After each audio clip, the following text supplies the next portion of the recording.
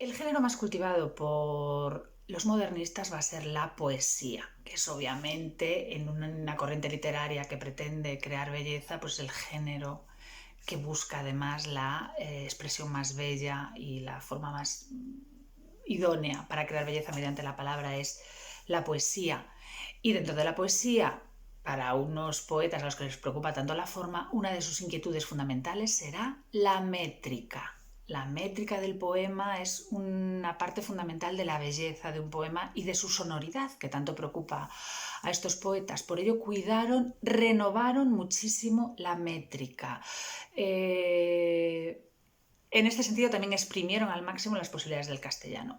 Os recuerdo que de nuestra historia, en la historia del castellano, sobre todo en la tradición culta, bueno, también en la oral, los versos más utilizados hasta el siglo XIX eran básicamente tres. El verso popular castellano, el verso prototípico de la poesía castellana desde la Edad Media y el que usaban sobre todo la lírica popular porque es el que surge espontáneamente, es el octosílabo. Pues el octosílabo era el verso más utilizado.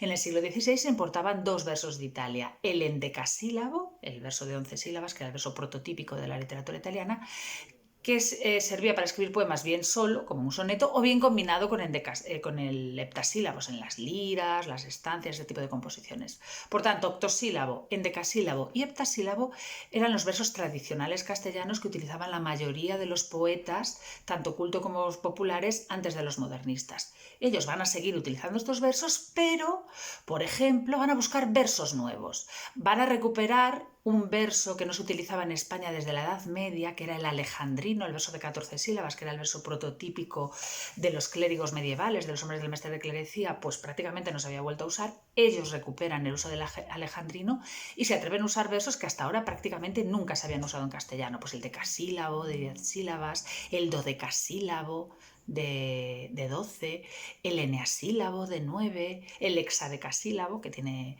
16. Además de esto, también renovarán lo que son las estrofas.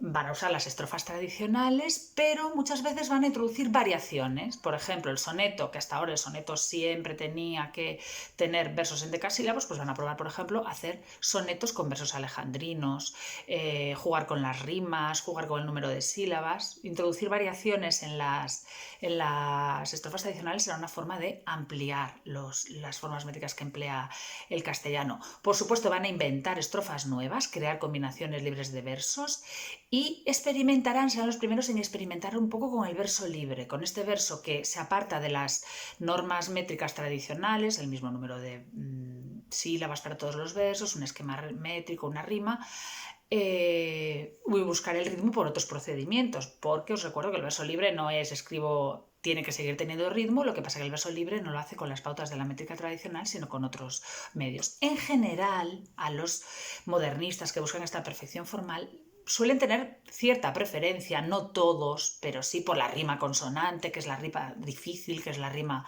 más exigente, esa rima que hace que coincidan exactamente vocales y consonantes a partir de la última vocal acentuada, pero también van a utilizar en algún momento la rima sonante. Prefieren las rimas consonantes porque, repito, es más exigente, más difícil, más minoritaria.